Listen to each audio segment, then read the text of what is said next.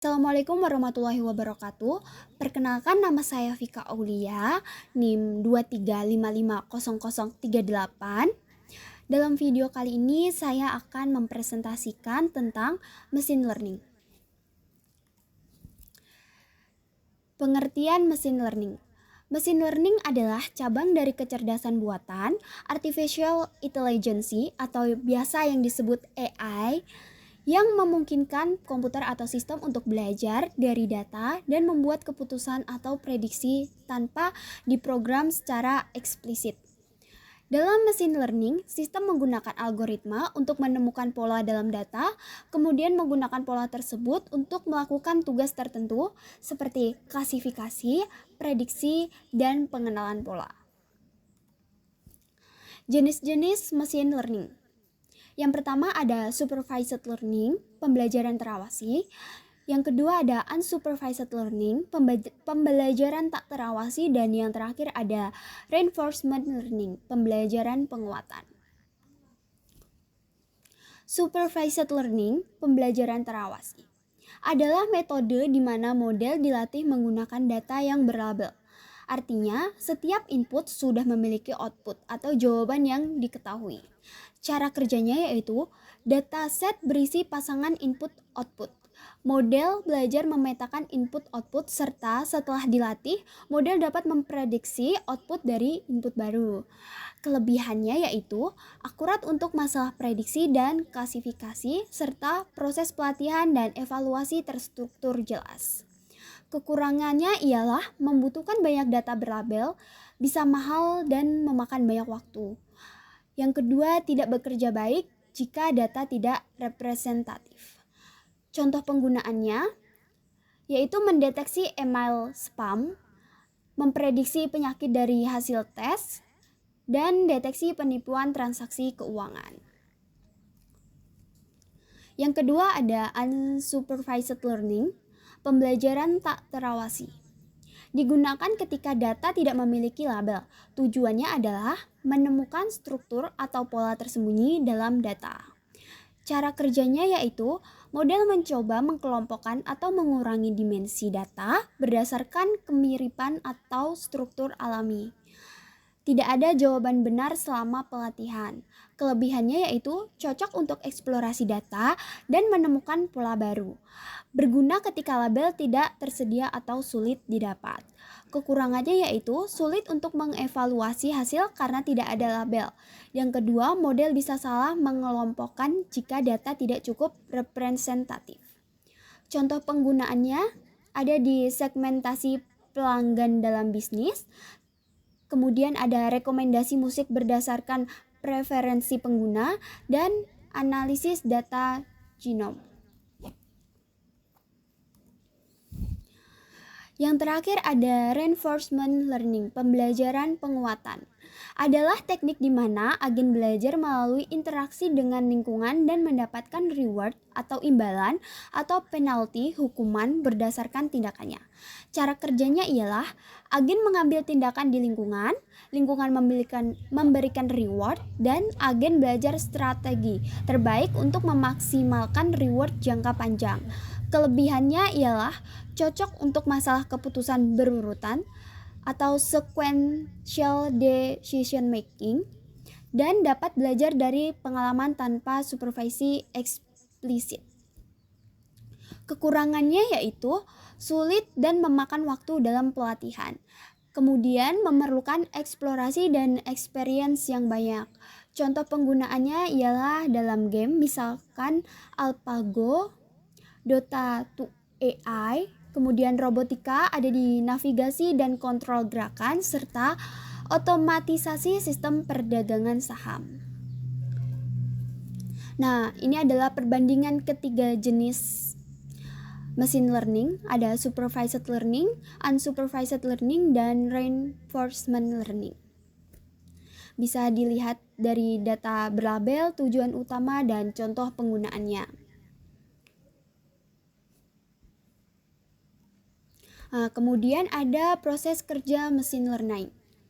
Yang pertama ada kumpulkan data atau data collection, adalah langkah paling awal dan sangat penting. Data bisa didapat dari berbagai sumber seperti file CSV, database, API, sensor, web scraping, dan lain sebagainya. Contohnya mengumpulkan data transaksi pelanggan, gambar wajah, atau riwayat kesehatan pasien. Yang kedua ada pre-processing data atau pembersihan dan persiapan data. Data mentah biasanya kotor atau tidak lengkap, maka perlu menghapus duplikasi atau nilai kosong, missing value. Ada normalisasi atau standarisasi data numerik, encoding data kategori, misal dari laki-laki 0, perempuan 1. Tujuannya agar data siap digunakan oleh algoritma. Yang ketiga ada pemilihan model atau model selection. Jenis model dipilih tergantung tujuan. Ada klasifikasi, mau tebak kategori, misalkan spam atau tidak. Regresi atau prediksi angka, misal harga rumah.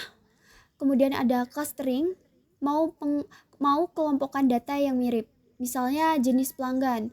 Contoh model ada decision tree, KNN, SVM, linear regression, dan lain sebagainya.